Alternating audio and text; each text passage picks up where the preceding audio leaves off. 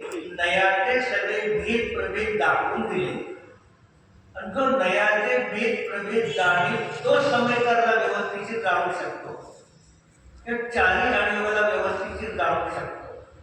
पण आज कसं आहे, आम्हाला न शिकता ग्रंथ शिकायचे, पुण्य बंद होईल. भैरनावाने घरामध्ये 5 इंद्रियांच्या विषयाला बोलत नाही, ते जिनवाणी ऐकू लागला, पुण्य बंद होईल. शुभ भाव आहे, पण तुम्हाला द्रव्य शुद्ध होईल, भाव शुद्ध होणार नाही. द्रव्य शुद्ध, भाव शुद्ध होणार नाही. इथे जे नाही तुमच्या 8-9 नंबर पानावरती शेवटची ओळ वाचा. 9 नंबर शेवटची पण काय वळली?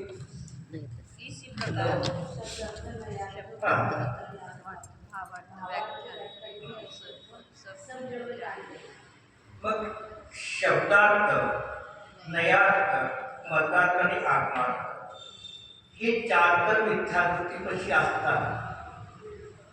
शेवटी भावार्थ ग्रहण करायचा आहे.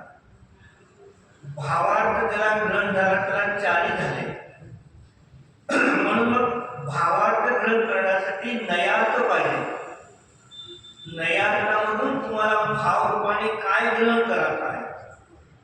म्हणून आचार्य की हे सर्व जे लावून घ्या. व्याख्यान के अवसर पर सब जगह जान लेना.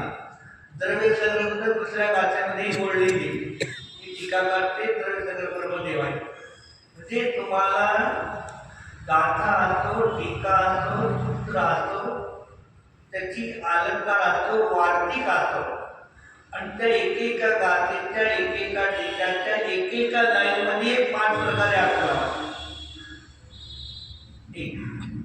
पण याच्यामध्ये एकेका गाथेच्या, एकेका सूत्राच्या, एकेका लाईनमध्ये परत नैगमादी 7 लाईनी असतात. मग ही दिनाकृती वाणी नय रूप आहे. आणि तुम्ही नयाला लोक म्हणता आम्हाला शिकायचं, तर मग काही म्हणणार. पण महाराजांनी हे नय कसे काढायचे ग्रंथातून हे आपल्याला शिकवलं. म्हणून आपण त्याचा जिनवाणीचा बरोबर अध्ययन करून भाव ग्रहण करू शकतो. पण भावार्थ ग्रहण करण्यासाठी नय जर नसलेली असेल तर त्या ठिकाणी तुम्हाला संदेश समयचा समयसामध्ये सर्व ठिकाणी नय दिले जात नाही. फक्त गाथा असते, गाथामध्ये पद वाक्य असतात, त्याच्यातून तुम्हाला नय काढायचा आहे. समयसार प्रत्येक 11 नंबर गाथा आहे, त्या ठिकाणी लिहिलं भूतार्थाच्या आचरणेची सम्यक्ती होतो आणि अभूतार्थाच्या आचरणेची सम्यक्ती होत नाही. पण त्यांनी सांगितले भूतार्थ होतात.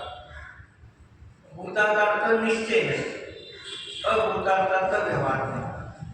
निश्चय नयाच्या आचरणेची सम्यक्ती होतो, व्यवहार नयाच्या आचरणेची सम्यक्ती होत नाही.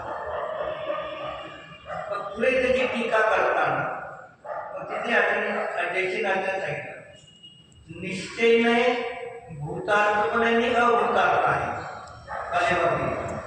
निश्चय नाही, भूतार्थ पण आणि अभूतार्थ नाही, आणि व्यवहारने पण भूतार्थ आणि अभूतार्थ आहे. पहिले भूतार्थ सम्यक निश्चय भूतार्थ आणि व्यवहार अभूतार्थ.